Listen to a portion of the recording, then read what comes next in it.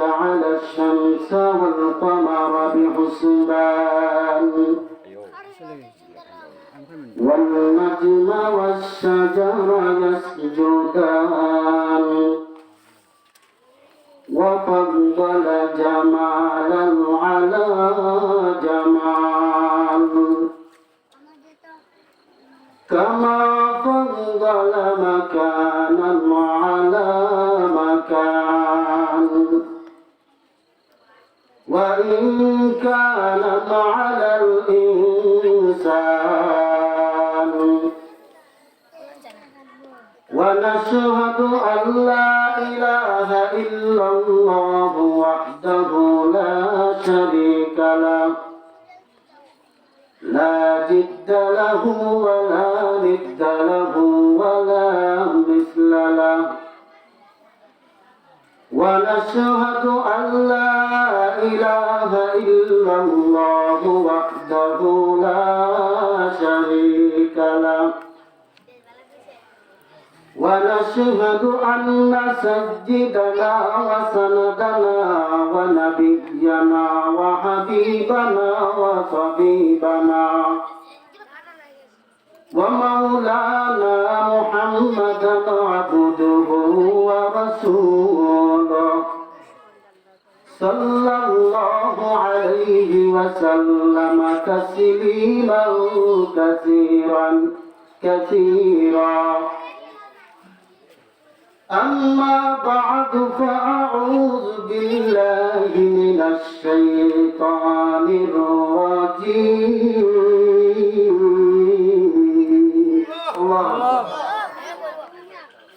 بسم الله الرحمن الرحيم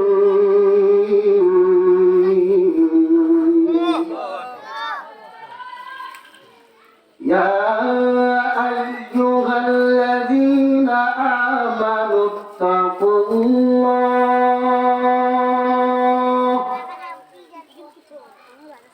وكونوا مع الصادقين قال النبي صلى الله عليه وسلم أربع إذا كن فيك فلا عليك ما فاتقوا الدنيا حفظ أمانة وصدق حديث وحسن خليقة وخفة في تحمة أو كما قال عليه الصلاة والسلام إن الله وملائكته يصلون على النبي يا أيها الذين آمنوا صلوا عليه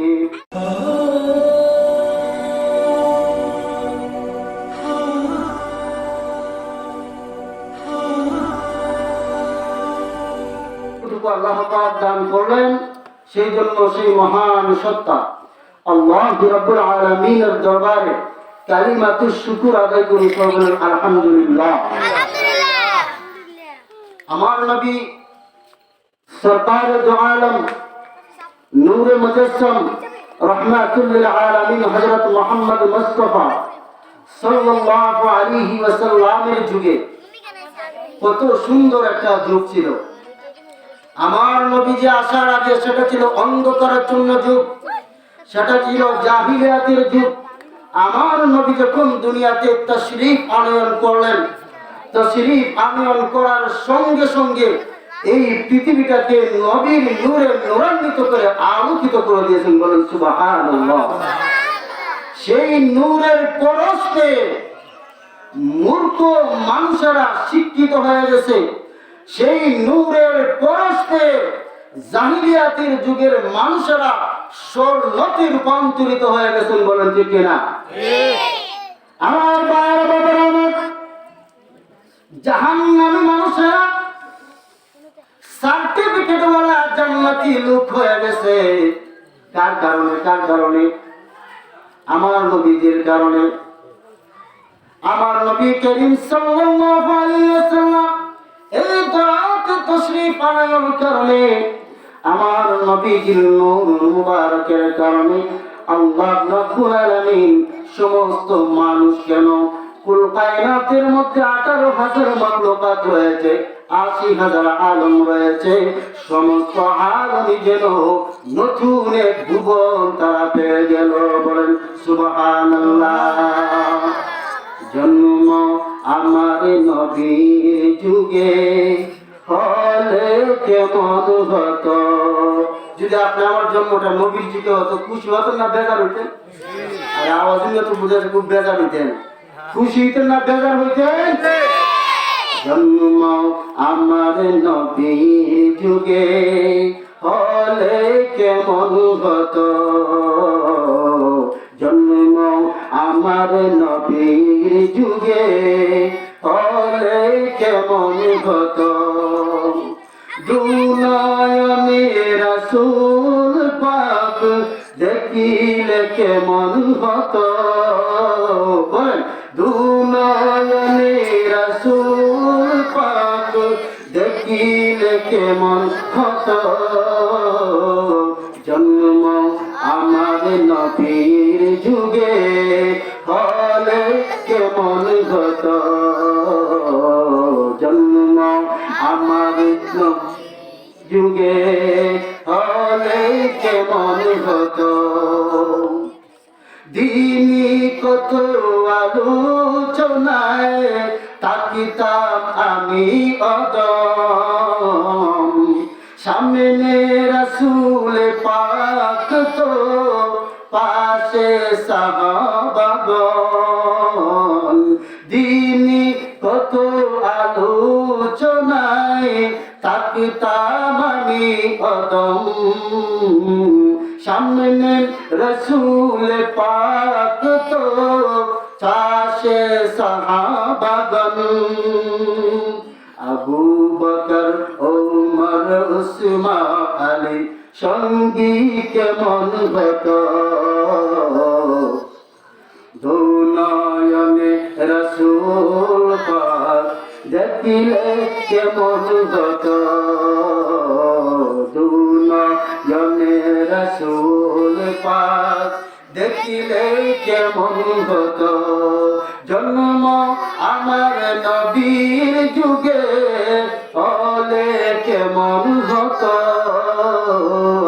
জন্ম আমার নবীর যুগে হলে কেমন হতো। দুনয়নে রাসূল পাক দেখিলে কেমন হতো। বলেন মারহাবা। আরে পুরা বলেন মারহাবা। আমার নবীর যুগে মানুষেরা জন্মগ্রহণ করে তাদের জীবনটাকে বড় ধন্য হয়ে গেছে। জাহান্নামীওয়ালা সার্টিফিকেট জাহান্নামীওয়ালা আমার নবীজির পরশে তারা জান্নাতি হয়ে গেছে। তারা সাহাবীতে রূপান্তরিত হইয়া সার্টিফিকেট জান্নাতি ওয়ালা হয়ে গেছে। বলেন সুবহানাল্লাহ। ও ভাইরা বাবারা আমার, আমার নবীজির আখলাক দেখে, আমার নবীজির সিরাত দেখে, আমার নবীজির চরিত্র দেখে যাকে যাকে মানুষেরা মুসলমানের ইসলামের দ্বীনের পতাকার তলে চলে আসে, ঠিক কিনা? শুধু আখলাক এবং চরিত্র দেখে। আমি আপনাদের সামনে একটি আয়াত এবং একটি হাদিস পাঠ করেছি। সময় যেহেতু সংকীর্ণ আর ভূমিকা টানব না, সরাসরি আলোচনায় চলে যাব। আমার নবীজির আখলাক এবং সিরাত দেখে দেখে, আখলাক দেখে, চরিত্র দেখে যাকে যাকে মানুষেরা ইসলামের পতাকার মধ্যে চলে এসেছে, আমার নবী দ্বীনের নবী রাহমাতুল লিল আলামিন। আজকে যে হাদিসটুকু আমি পাঠ করলাম, সেই হাদিসের মধ্যে আল্লাহর নবী বলেন, আরবাউ ইদা কুন্না ফিকা ফালা আলাইহি। ও মায়া উম্মতের দল, তোমাদের মধ্যে যাদের মধ্যে 4টা চরিত্র পাওয়া যাবে, যাদের মধ্যে 4টা আখলাক পাওয়া যাবে, তারা কোনো জায়গায় টেকবে না। তাদের কামিয়াবি হাসিলের জন্য দুনিয়ার চলার পথে কোনো কিছুতেই তারা টেকবে না। আল্লাহর নবী বলেন, এক নম্বর হলো হাফিয়ে হাফাতুহুম মা ফিহি, এক নম্বর হলো হিফজু আমানাতিন, যারা নাকি আমানতের হেফাজত করতে পারবা, অর্থাৎ আমানতদারি।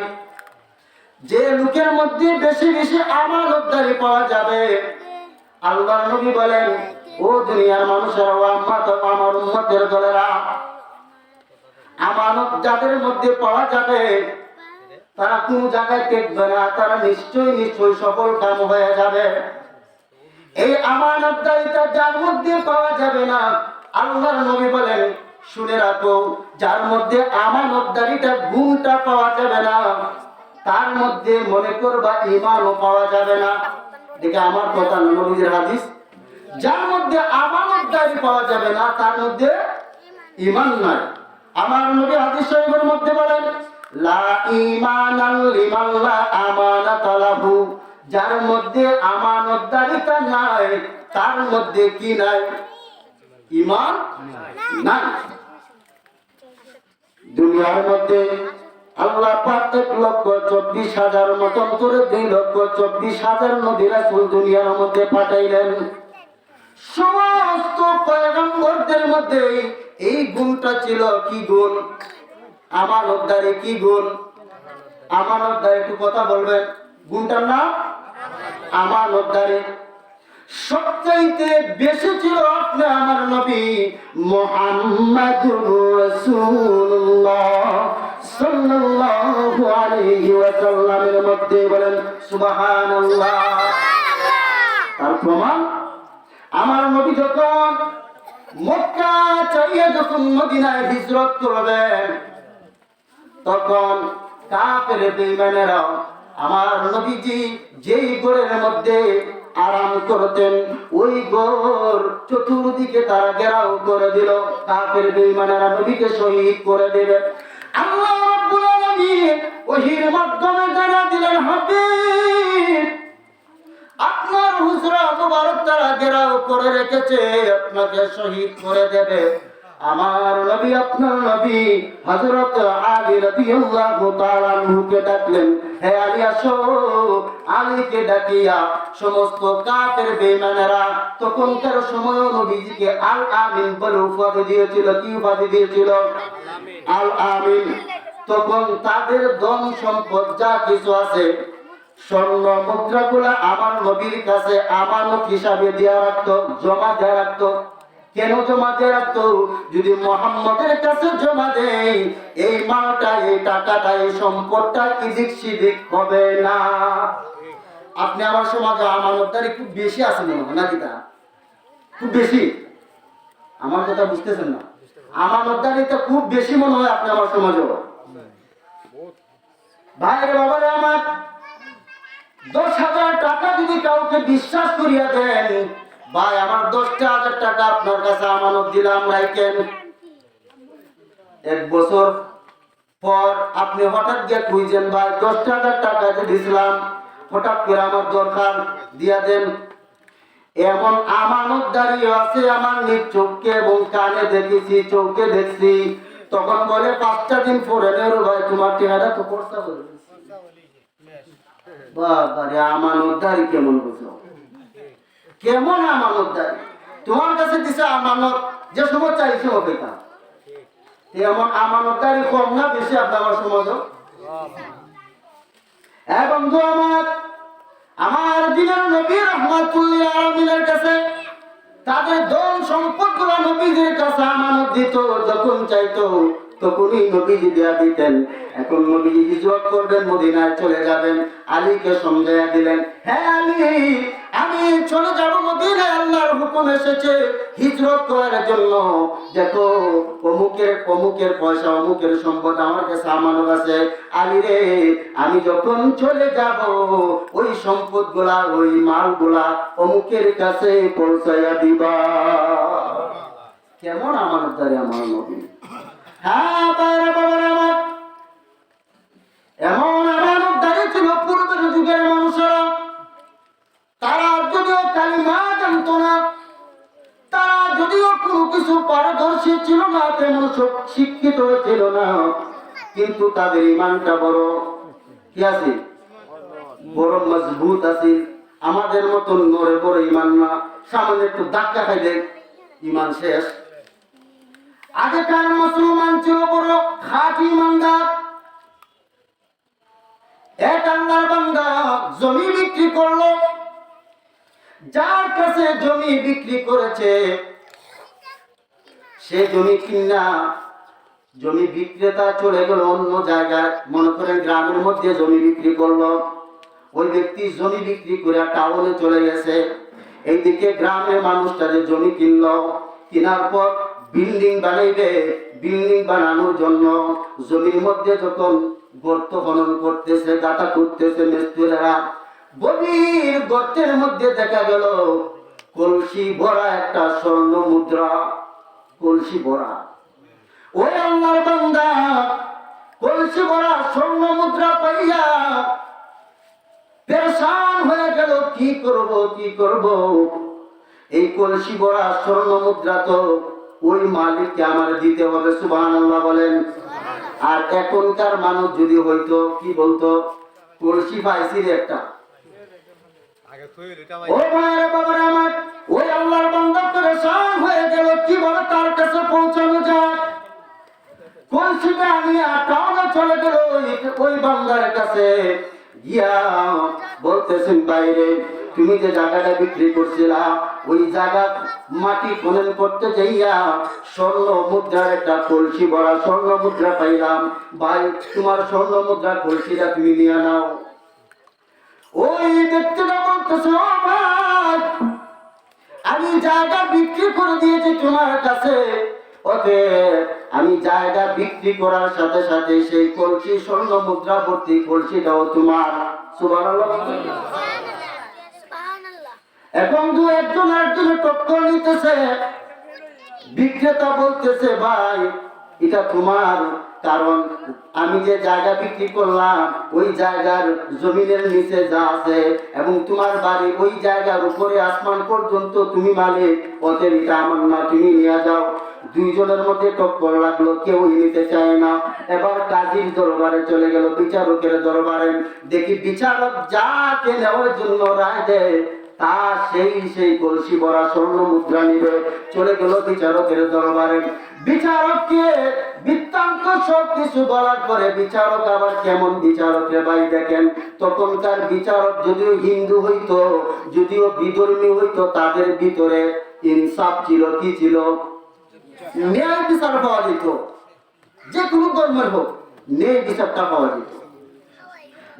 বাবার আমার বিচারকের কাছে যখন যাওয়া হলো, বিচারক বলতেছেন, ও আল্লাহর বান্দারাও, তোমাদের দুজনের এমন একটা নালিশ নিয়ে আসছো, আমার ইনসাফের কোন কলম দিয়া তোমাদের বিচারটা আমি করবো আমি চিন্তা করতে পারতেছি না।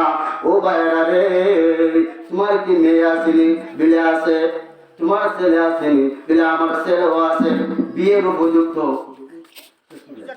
বিয়ার উপযুক্ত। অতএব বিচারক বলতেছে, ও ভাই তোমার মেয়ে তোমার ছেলে দিয়া বিবাহ করাই দাও এবং স্বর্ণ মুদ্রার মালিকটা উভয় ছেলে এবং মেয়েকে তুমি করাইয়া দাও, সুবহানাল্লাহ।